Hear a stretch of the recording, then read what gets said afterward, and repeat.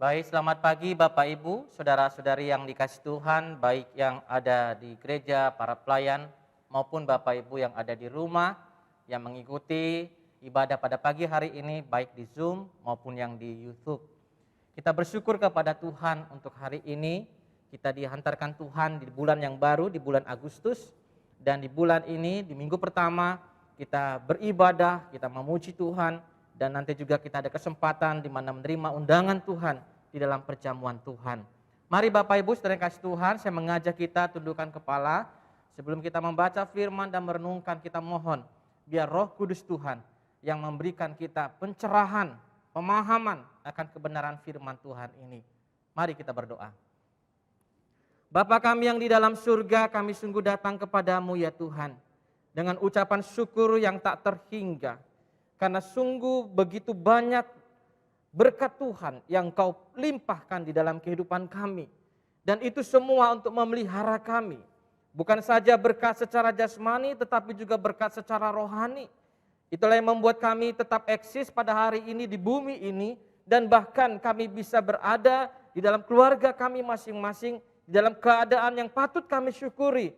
Karena di tengah pandemi seperti ini, Engkau memelihara kami. Walaupun pergumulan masih berlangsung ataupun pergumulan itu sudah selesai, namun kami percaya Engkau bersama dengan kami. Hari ini pun kami rindu sekali, biarlah Engkau menuntun kami melalui kebenaran firman Tuhan yang akan kami baca, yang akan kami renungkan, dan juga sebagai pengantar kami, mempersiapkan hati kami untuk kami menerima undangan perjamuan Tuhan, mengingat kembali akan pengorbanan Kristus bagi kami manusia yang berdosa ini. Terima kasih Bapa, pakai hamba-Mu yang hina dina ini, yang punya kelemahan, biarlah Engkau yang menutup bungkus hamba-Mu oleh kuat kuasa darah Kristus saja, sehingga sungguh kuasa Allah yang nyata, sehingga kami semua mengalami Tuhan, baik yang di tempat ini maupun yang di rumah masing-masing.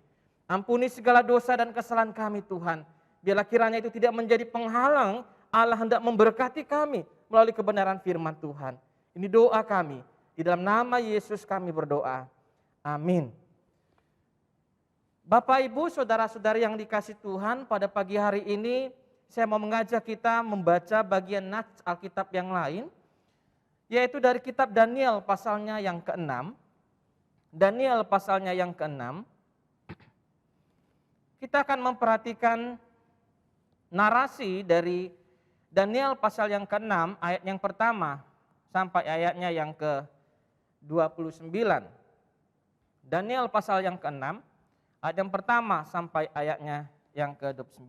Saya akan bacakan bagi kita semuanya. Demikian firman Tuhan. Lalu berkenanlah Darius mengangkat 120 wakil-wakil raja atas kerajaannya. Mereka akan ditempatkan di seluruh kerajaan. Membawahi mereka diangkat pula 3 pejabat tinggi. Dan Daniel adalah salah satu dari ketiga orang itu.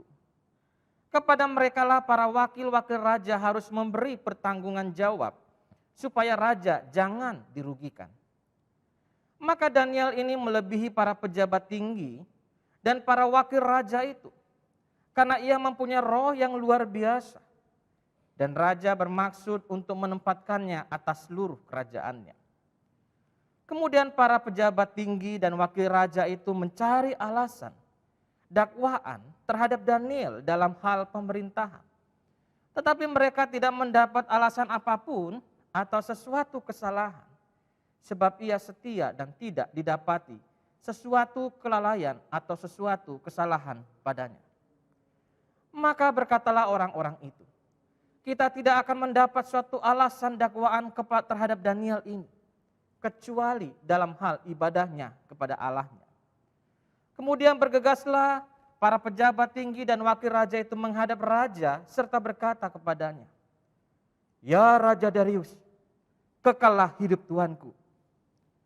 Semua pejabat tinggi kerajaan ini, semua penguasa, wakil raja, para menteri dan bupati telah mufakat, supaya dikeluarkan kiranya suatu penetapan raja dan ditetapkan suatu larangan, agar barang siapa yang dalam 30 hari menyampaikan permohonan kepada salah satu dewa atau manusia, kecuali kepada Tuanku, ya Raja, maka ia akan dilemparkan ke dalam gua singa. Oleh sebab itu, ya Raja, keluarkanlah larangan itu dan buatlah suatu surat perintah yang tidak dapat diubah menurut undang-undang orang Media dan Persia yang tidak dapat dicabut kembali. Sebab itu, Raja Darius membuat surat perintah dengan larangan itu. Demi didengar Daniel bahwa surat perintah itu telah dibuat, pergilah ia ke rumahnya. Dalam kamar atasnya ada tingkap-tingkap yang terbuka ke arah Yerusalem. 3 kali sehari ia berlutut berdoa serta memuji Allahnya, seperti yang biasa dilakukannya. Lalu orang-orang itu bergegas-gegas masuk dan mendapati Daniel sedang berdoa dan memohon kepada Allahnya. Kemudian mereka menghadap raja dan menanyakan kepadanya tentang larangan raja. Bukankah Tuhanku mengeluarkan suatu larangan supaya setiap orang yang dalam 30 hari menyampaikan permohonan kepada salah satu dewa atau manusia, kecuali kepada Tuanku Raja, akan dilemparkan ke dalam gua singa? Jawab raja, perkara ini telah pasti menurut undang-undang orang Media dan Persia yang tidak dapat dicabut kembali. Lalu kata mereka kepada raja, Daniel, salah seorang buangan dari Yehuda, tidak mengindahkan Tuanku, ya Raja, dan tidak mengindahkan larangan yang Tuanku keluarkan. Tetapi 3 kali sehari ia mengucapkan doanya. Setelah raja mendengar hal itu, maka sangat sedihlah ia.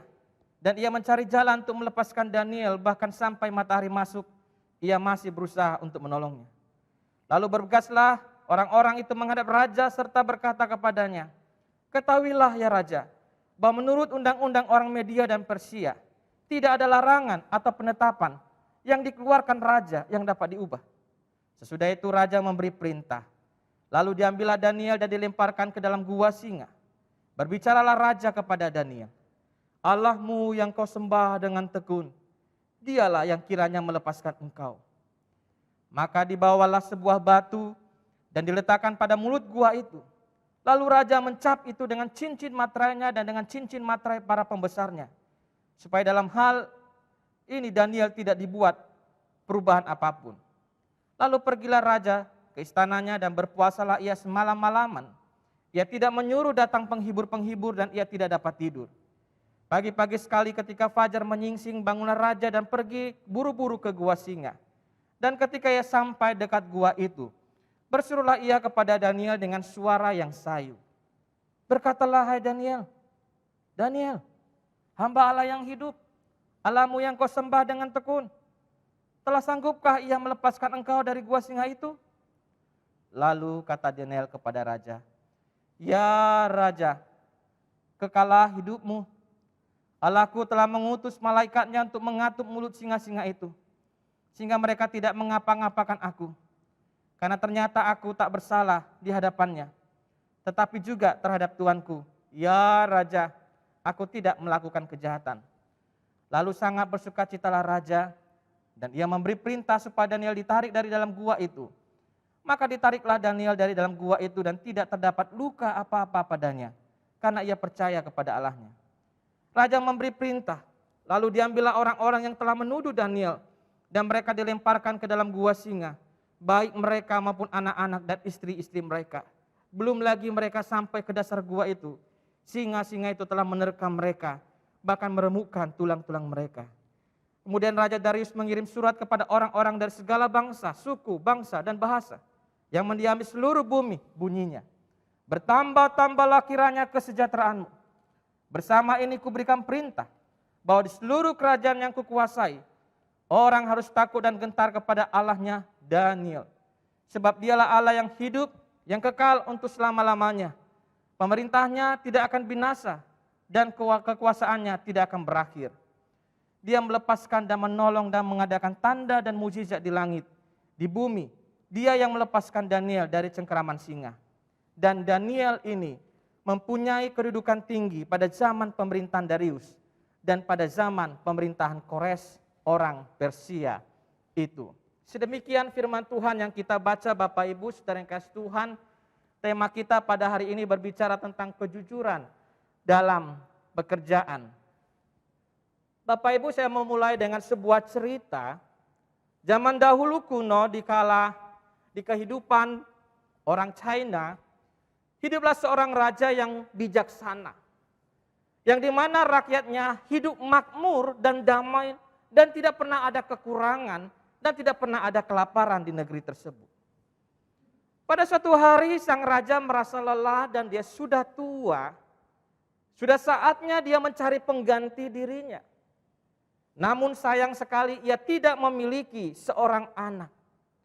Maka ia mengutus punggawa kerajaannya untuk mengumpulkan 5 pemuda cerdas di negeri. Singkat cerita, 5 pemuda cerdas ini dibawa dan tiba dalam kerajaan. Dan 5 pemuda ini memberikan hormat, lalu selalu menunggu apa yang menjadi titah raja kepada mereka. Raja bertitah kepada mereka.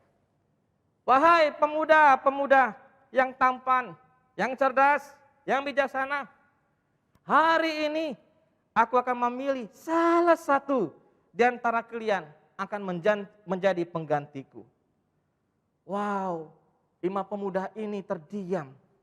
Dan mereka kaget sekali, terkejut sekali.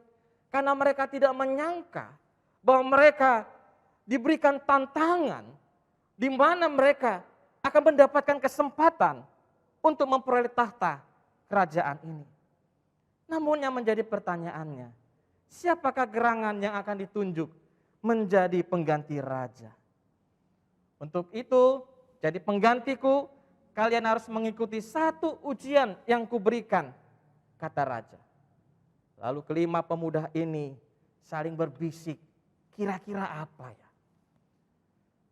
Gak lama raja datang dengan membawa 5 buah kantong, yang dimana setiap kantong ini terdapat sebuah biji bibit pohon. Raja bertitah, tanam dan rawatlah dan siramlah bibit ini dengan segenap hati kalian. Nanti kembalilah setelah 1 tahun mulai dari sekarang. Dan kita lihat bagaimana hasil tanaman yang kalian rawat.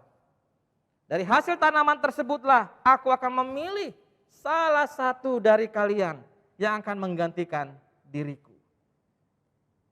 Setelah titah raja, 50 muda dengarkan. Mereka bergegas kembali ke rumah mereka. Mereka mencari tanah yang subur, yang baik untuk menanam benih yang diberikan sang raja. Demikian juga yang dilakukan oleh salah satu pemuda yang bernama Ling dari kelima orang itu. Dia langsung bergegas menemui ibunya, lalu memberitahukan kabar gembira tersebut bahwa dia akan mendapatkan kesempatan untuk memperoleh tahta sebagai seorang raja, mengganti raja kita yang saat ini. Maka ibunya membantu Ling untuk merawat, untuk menyiram benih tersebut. Namun setelah disiram, dirawat, setelah sebulan, 2 bulan, 3 bulan, bahkan sampai berbulan-bulan, tak sesenti pun benih itu tumbuh dari tanah.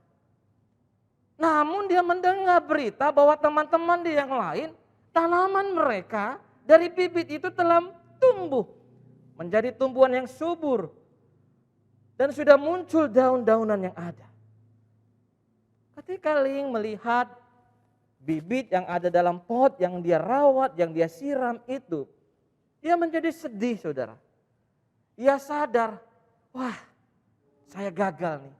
Saya akan gagal nih. Saya nggak mendapatkan kesempatan lagi untuk memperoleh tahta yang ditawarkan oleh raja yang kemarin.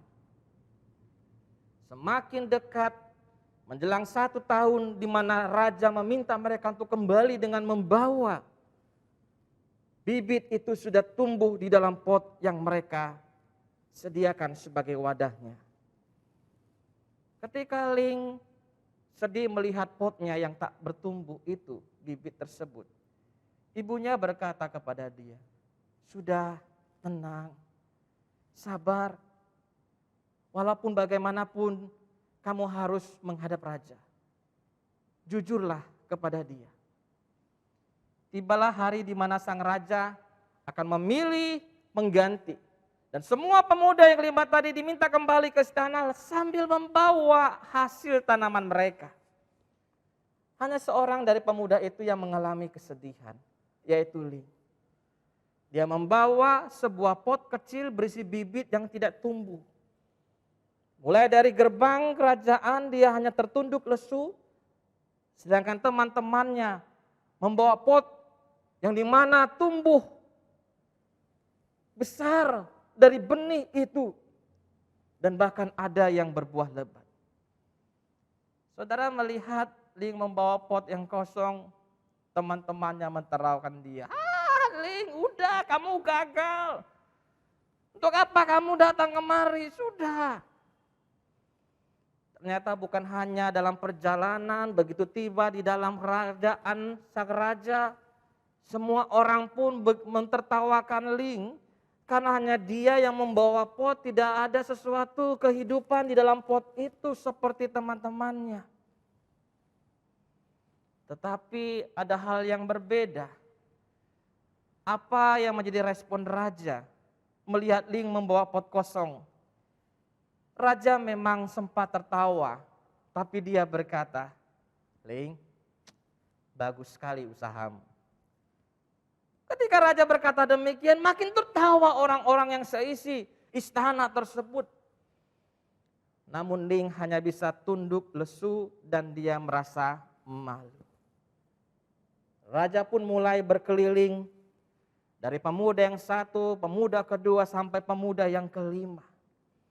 Dan raja merasa kagum melihat pot-pot bunga, pot-pot yang berisi bibit yang tumbuh subur itu dari keempat pemuda yang lain. Dan sesekali raja mengangguk-anggukkan kepalanya. Raja pun mulai meminta mereka maju dan menceritakan bagaimana mereka merawatnya. Dan tibalah Ling maju ke depan. Dia berkata, Raja, saya Ling, maaf saya membawa pot, namun tidak tumbuh apapun dari biji bibit yang tahun lalu. Ketika Ling berkata demikian, dia makin sedih. Tapi apa yang dikatakan sang raja? Raja berkata, baiklah, untuk semua dengarkan. Aku sudah menemukan siapa yang menjadi penggantiku. Waktu raja berkata demikian, semua terdiam dan menantikan, berharap-harap bahwa keempat pemuda selain Ling tadi, bahwa dirinya lah yang akan menjadi pengganti raja.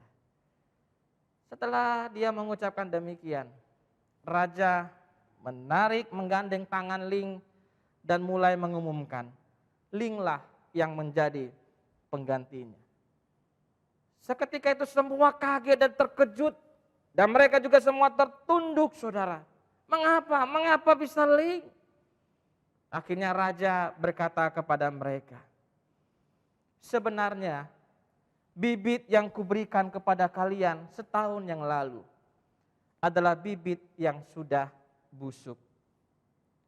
Jadi sangat tidak mungkin menghasilkan tanaman yang lebat dengan buah-buah ranum dan bunga-bunga indah dari mereka. Dan Ling, saya lihat, dialah pemuda yang jujur itu. Saudara dikasih Tuhan, manusia ketika dirasa memperoleh kesempatan untuk bisa memberikan perubahan di dalam hidupnya, kesempatan untuk dia bisa berubah kehidupannya dari yang dahulu menjadi jauh lebih baik. Kadangkala manusia akan melakukan berbagai cara untuk memperolehnya, bahkan dengan cara-cara yang tidak jujur. Saudara, pada dahulu kala ada seorang yang bernama Darius dari Media. Dia seorang yang dikatakan dalam firman Tuhan memegang pemerintahan setelah kematian Raja Belsasar. Setelah dia diangkat memegang pemerintahan pada waktu itu, hal yang pertama yang dia lakukan adalah dia mengangkat 120 wakil raja-raja Dan mereka-mereka ini nanti akan ditempatkan di seluruh kerajaan yang ada. Namun semua wakil-wakil raja ini harus ada yang membawahi mereka. Harus ada pemimpin mereka. Maka Darius memilih ada 3 pejabat tinggi. Dan salah satu 3-nya itu adalah Daniel sebagai pejabat tinggi dari ketiga orang itu. Pada waktu dikatakan Daniel menjadi pejabat tinggi, maka wakil-wakil raja itu segala tugas mereka harus melaporkan atau memberi pertanggungan jawab kepada pejabat tinggi. Tujuannya apa? Raja tidak mau mengalami kerugian selama dia memerintah. Sebagai pemegang pemerintahan pada masa itu, maka raja pun bermaksud untuk mau menempatkan Daniel dalam kedudukan yang lebih tinggi. Yang dikatakan di sini bahwa dia ingin menempatkan Daniel atas seluruh kerajaannya. Mengapa, saudara? Karena raja ternyata dia sudah mengikuti track record bahwa Daniel ini memiliki track record yang baik di dalam bekerja. Sebagai orang yang bukan saja menjalankan pekerjaannya, tetapi sebagai orang yang sungguh-sungguh luar biasa. Ada sesuatu yang berbeda dari dirinya, dari orang lain. Di dalam terjemahan yang lain dikatakan bahwa Daniel ini bekerja sangat bersemangat dan luar biasa sekali. Di dalam terjemahan dikatakan extraordinary spirit. Sebuah semangat bekerja yang luar biasa. Bukan seperti para pekerja-pekerja yang biasa-biasa saja bekerja. Dia berbeda dari 2 pejabat tinggi yang lainnya. Mengapa? Karena raja ingin mencari orang-orang yang bekerja bukan biasa-biasa. Tetapi bekerja yang luar biasa. Karena menjadi pejabat tinggi, dia harus bisa membawahi 120 wakil raja yang dimana mereka ditempatkan dalam setiap wilayah kerajaan di mana Darius memerintah pada saat itu. Saudara yang dikasih Tuhan, di sini dikatakan bahwa raja tidak mau mengalami kerugian, mengangkat wakil raja, mengangkat pejabat tinggi, tetapi tidak ada keuntungan yang diperolehnya. Saya kira saudara yang dikasih Tuhan, sebagai seorang raja ataupun sebagai pemimpin dunia zaman ini, ataupun sebagai presiden, ataupun sebagai perdana menteri, ataupun sebagai pengusaha, ataupun pemimpin di sektor yang lain, mungkin di sektor pendidikan dan sebagainya. Mereka-mereka ini pasti akan mencari orang yang memiliki semangat kerja yang luar biasa. Bukan biasa-biasa saja. Apa yang dilihat raja dari Daniel, dikatakan bahwa Daniel ini memiliki kemampuan administrasi yang luar biasa. Sampai-sampai bahwa raja itu terkesan. Namun ternyata di dalam kesan yang baik raja terhadap Daniel, di pihak yang lain ada orang-orang yang tidak senang dengan prestasi Daniel. Apalagi kalau bukan iri hati.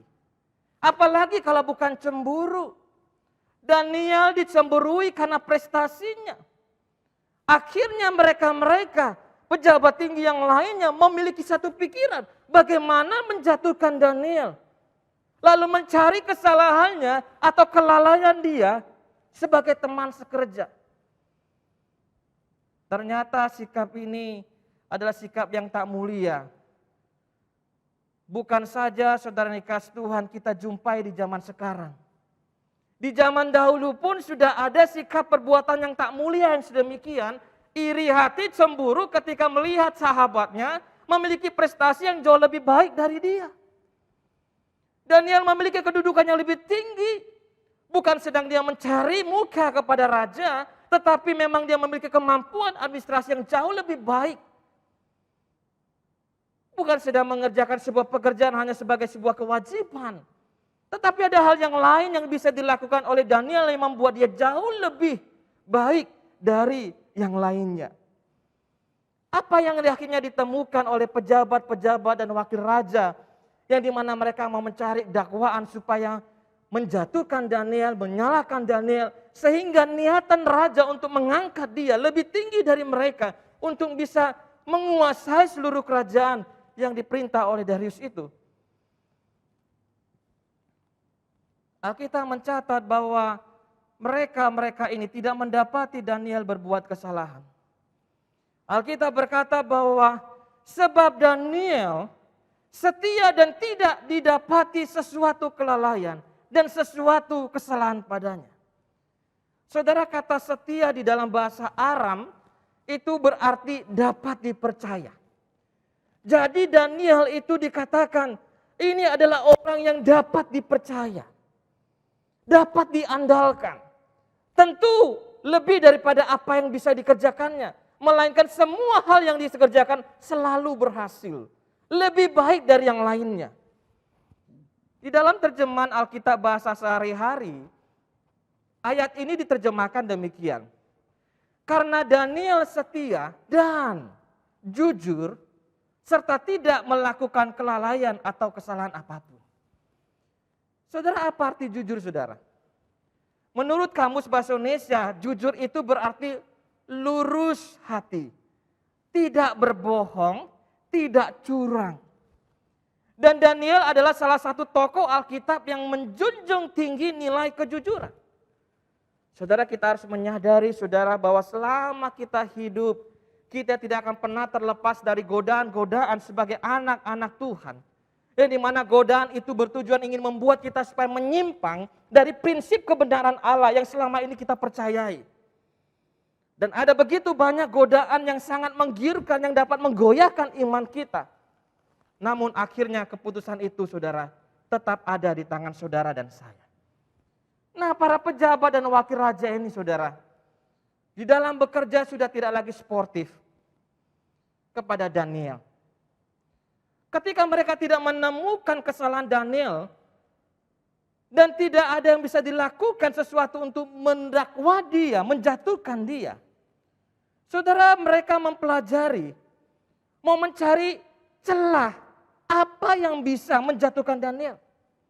Sehingga dikatakan ada waktu tertentu mereka ini mengamat-amati Daniel.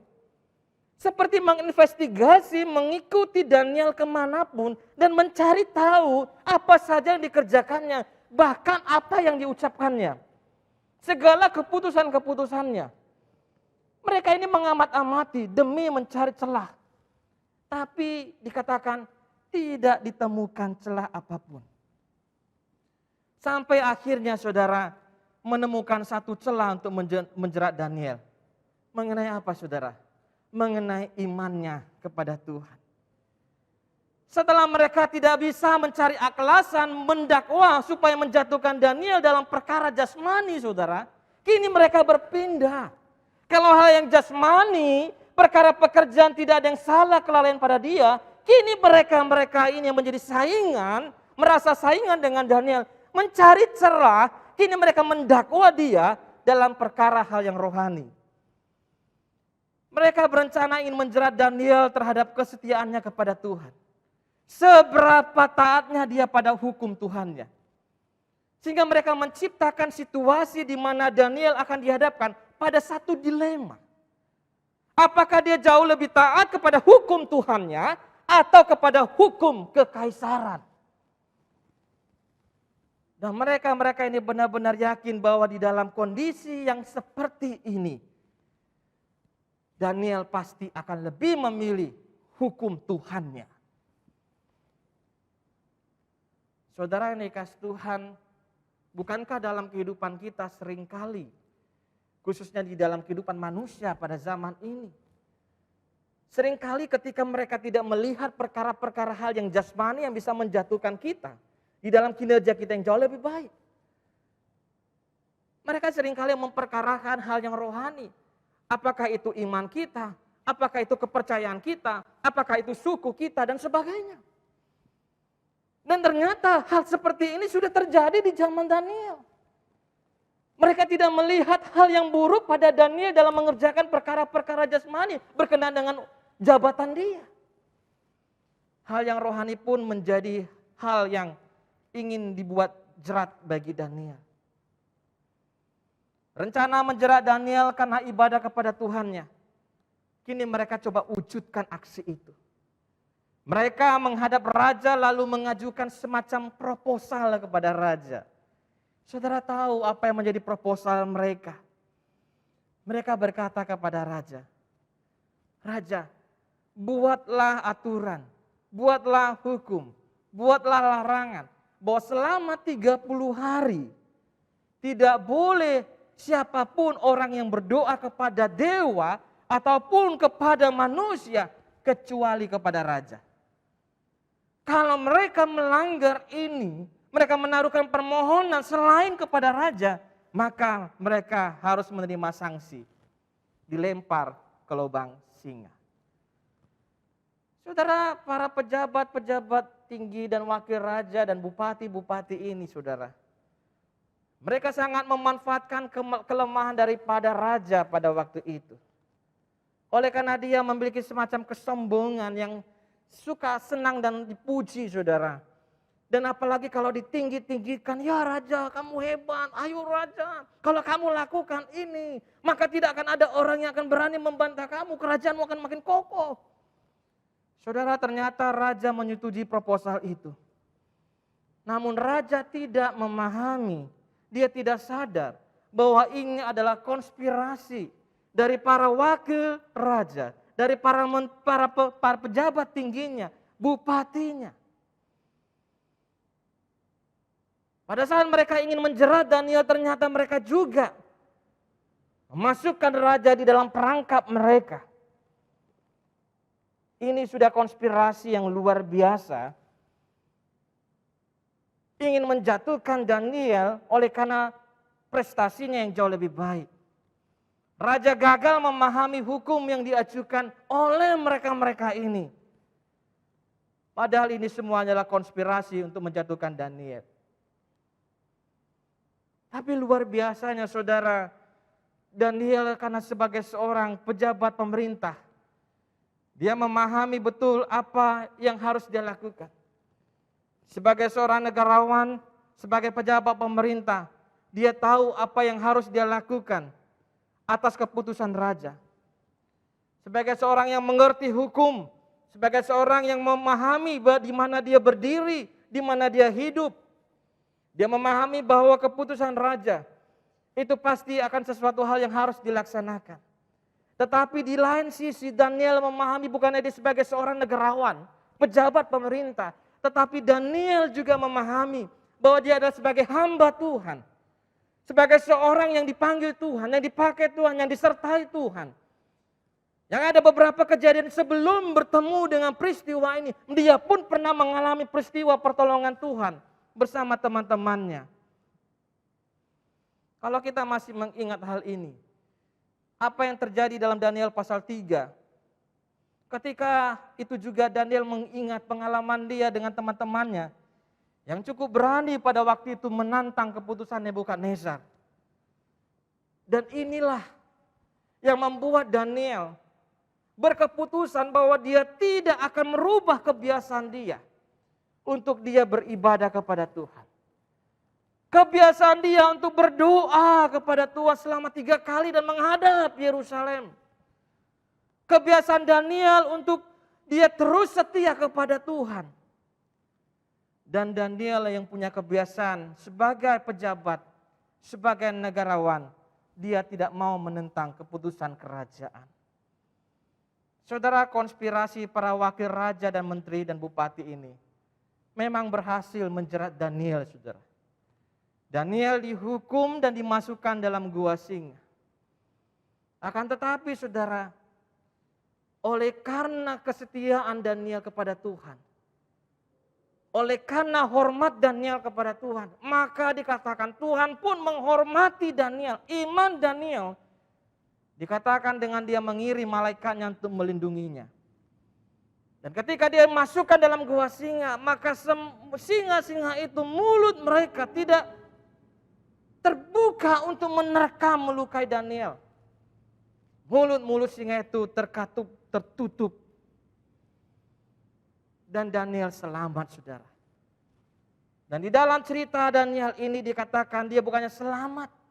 Akan tetapi nama baik Daniel pun dipulihkan. Karena konspirasi mereka bukan hanya mereka menyebarkan sesuatu yang miring tentang Daniel di kerajaan. Tetapi di luar istana pun konspirasi ini terjadi di luar sana. Sehingga ada yang pro dan kontra terhadap apa yang terjadi di dalam istana di antara para pejabat tinggi maupun wakil rakyat dan para bupati. Saudara dikasih Tuhan, ini dunia orang-orang pada waktu itu, bagaimana mereka bekerja. Ini adalah peristiwa di mana Daniel hidup, di mana kita menemukan adanya kecurangan, adanya iri hati, adanya cemburu, adanya saling sikut. Mereka tidak senang dengan prestasi Daniel sebagai rekannya yang baik. Konspirasi-konspirasi ini saudara terjadi di dalam kehidupan manusia yang berdosa. Bukan hanya zaman itu, sepertinya ini menjadi sebuah hal yang biasa dilakukan oleh manusia. Dan barangkali kita menemukan peristiwa-peristiwa seperti ini di belahan dunia yang lain. Yang dimana yang melakukan konspirasi ini bukan dari rakyat jelata, tetapi dilakukan oleh para pejabat-pejabat tinggi. Mereka-mereka yang mempunyai wewenang dan kuasa. Inilah dunia pekerjaan saudara. Yang barangkali mungkin kita berkata, mengapa di dalam kejujuran saya sebagai anak Tuhan, begitu besarnya tekanan saya di tempat di mana saya bekerja. Bukan pekerjaan itu yang menjadi sulit untuk aku kerjakan, tetapi orang-orang yang bersama dengan aku yang sulit untuk diajak bekerja sama. Dan memahami bahwa di dalam dunia pekerjaan yang bisa menilai hal itu adalah pimpinannya. Nah, oleh karena itu saudara yang kasih Tuhan, mungkin kita berkata, ya itu kan Daniel, bukan saya. Dunianya beda. Bagaimana dengan kita saudara? Saya mengajak kita memperhatikan ada 3 hal penting untuk kita bisa petik pelajaran yang dimana ini menjadi sesuatu hal yang akan seterusnya Tuhan kerjakan di dalam kehidupan orang-orang yang jujur di dalam dia bekerja. Yang pertama saudara, bahwa orang jujur itu diberkati Tuhan saudara. Orang jujur itu diberkati Tuhan. Saudara, dalam kehidupan kita setiap hari saudara, seringkali mungkin orang berkata begini, zaman sekarang ini mana ada orang jujur. Ada sebuah cameo mengatakan, orang jujur akan hancur. Orang jujur itu bodoh. Orang jujur itu gampang dibohongin. Saudara, dengan kalimat-kalimat ini akhirnya saudara tanpa kita sadari, memang akhirnya membuat kejujuran itu seperti barang yang langka, bahkan teramat mahal harganya sekarang ini. Kita tidak sadar bahwa sebenarnya kalimat-kalimat seperti itu, ini semua adalah permainan setan yang ingin membuat kita salah mengerti tentang arti kejujuran. Setan membuat seakan-akan kejujuran itu adalah merupakan kecacatan. Ini celah. Ini akan membuat kamu menjadi hidupmu buruk dan sebagainya. Saudara, ini salah saudara. Kejujuran itu bicara mengenai hal yang dimana mengukur kepintaran seseorang sehingga dikatakan orang jujur itu bodoh dan gampang dibohongin. Saudara, kejujuran itu bicara value saudara. Bicara nilai dalam diri seseorang. Atau dalam bahasanya kita katakan ini bicara karakter saudara. Ini bicara karakter. Karakter sebagai orang Kristen, karakter Kristus. Kristus Allah kita adalah Allah yang jujur. Sehingga setiap pengikut Kristus maka orang itu pun harus meneladani kejujuran Kristus. Ini adalah bicara value, nilai, karakter kita sebagai manusia, orang percaya saudara. Saudara, saya mau menunjukkan kepada kita apa yang dikatakan oleh firman Tuhan tentang orang jujur. Amsal 28 ayat 20 saudara, berkata demikian. Orang yang dapat dipercaya mendapat banyak berkat. Saudara perhatikan, Amsal 28:20 katakan, orang yang dapat dipercaya mendapat banyak berkat. Saya katakan tadi kata setia atau jujur dalam bahasa Aram artinya orang yang dipercaya, diandalkan. Tuhan berkata maka mereka akan mendapatkan berkat. Jadi siapa bilang orang jujur akan hancur hidupnya? Siapa bilang orang jujur itu dipastikan akan miskin hidupnya? Tidak ada saudara. Setan telah membuat sebuah standar yang membuat kekristenan pun menjadi bingung terhadap kejujuran. Saya memberikan contoh kepada kita. Misalnya Ayub, saudara. Siapa Ayub, saudara? Ayub dikatakan dalam pasal pertama, ayat pertama, kedua, dan ketiga menceritakan bagaimana siapa Ayub itu. Ayub dikatakan dia adalah orang yang saleh dan jujur. Dan ia takut akan Allah dan menjauhi kejahatan. Saudara tahu, saudara, Ayub dikatakan dia adalah orang yang terkaya dari semua orang di sebelah timur. Siapa bilang orang jujur itu menjadi miskin, menjadi hancur hidupnya? Tidak. Yang kedua, saudara, mari kita melihat tokoh tentang Yusuf, saudara. Yusuf di dalam Kejadian 39 ayat 8 dan 9. Yusuf berkata demikian, bagaimana mungkin aku melakukan kejahatan yang besar ini dan berbuat dosa terhadap Allah, yang dimana pada waktu itu istri Potifar sedang menggoda Yusuf. Sup.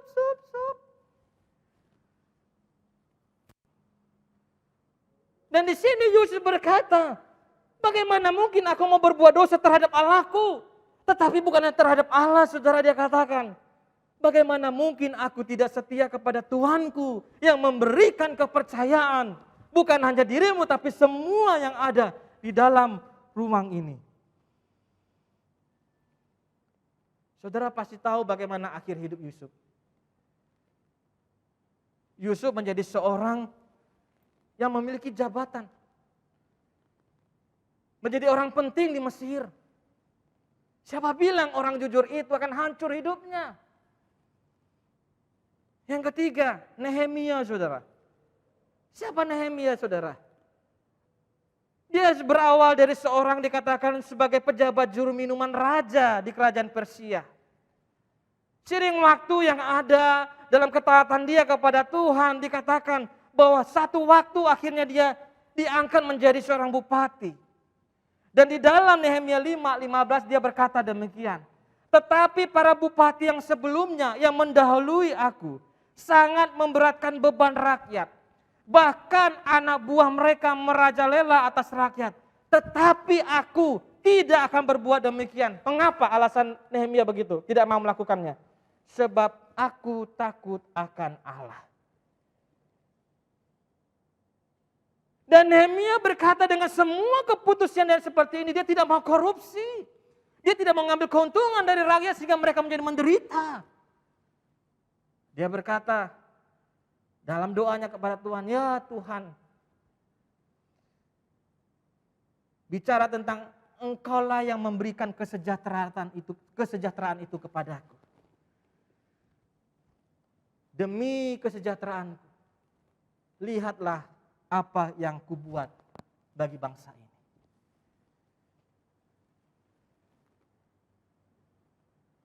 Dari orang yang biasa. Yang terakhir, saudara, bicara tentang tokoh. Ya Daniel yang kita baca tadi, saudara. Bagaimana peristiwa yang terjadi, yang dialami oleh Daniel. Di dalam ayat yang ke-28 diceritakan tentang Daniel.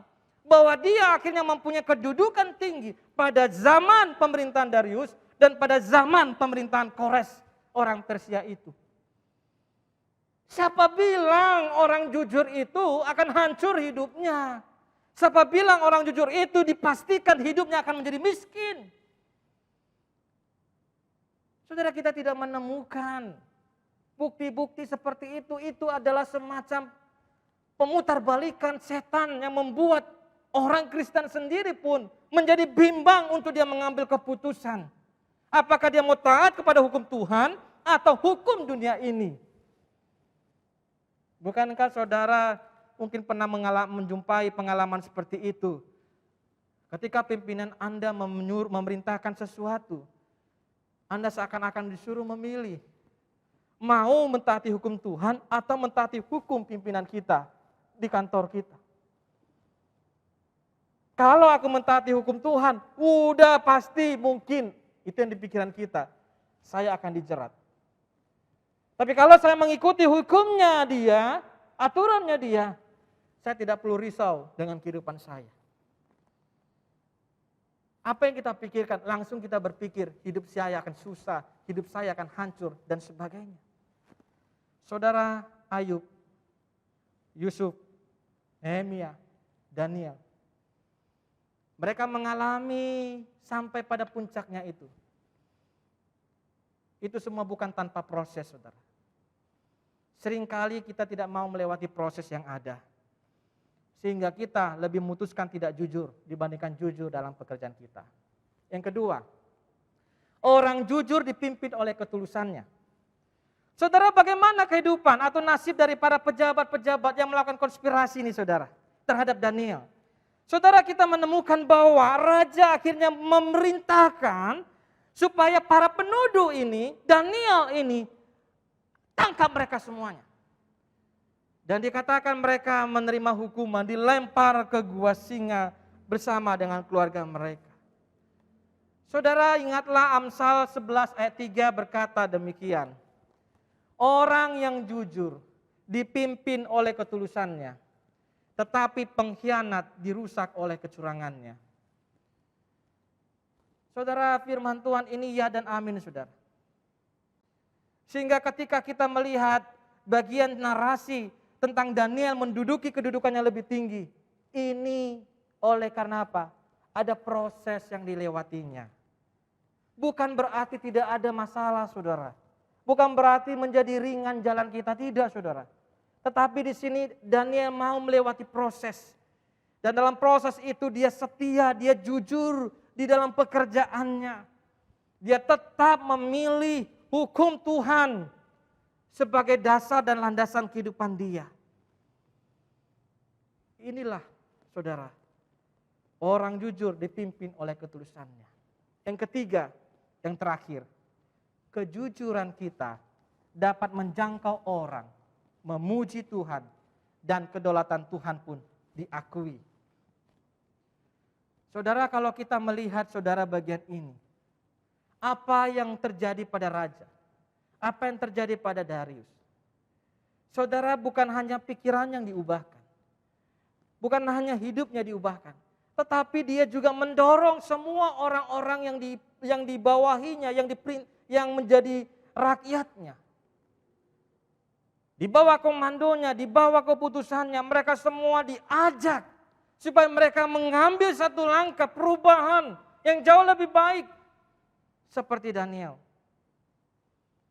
Darius memuji Tuhan. Darius mengakui kedaulatan Tuhan.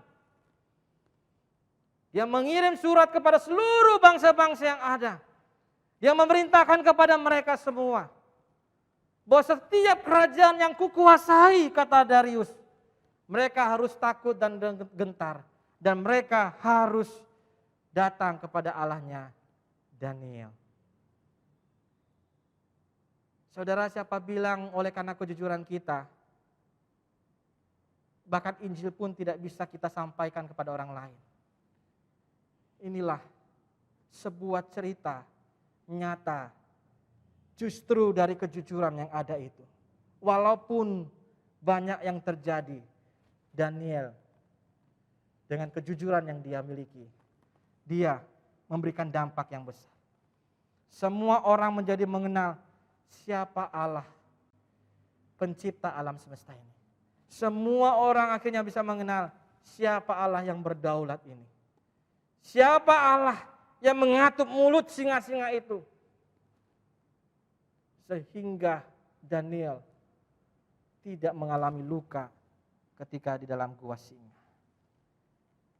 Bapak, Ibu, saudara dikasih Tuhan, siapapun kita, apapun karir kita, bagaimanapun jabatan kita hari ini, kedudukan kita hari ini, apakah itu kita sebagai seorang guru, apakah itu kita sebagai seorang mahasiswa, apakah itu kita sebagai karyawan, apakah itu kita sebagai pengusaha pimpinan, apakah itu kita sebagai seorang dokter, apakah itu kita sebagai seorang dosen, atau sebagai seorang ahli hukum.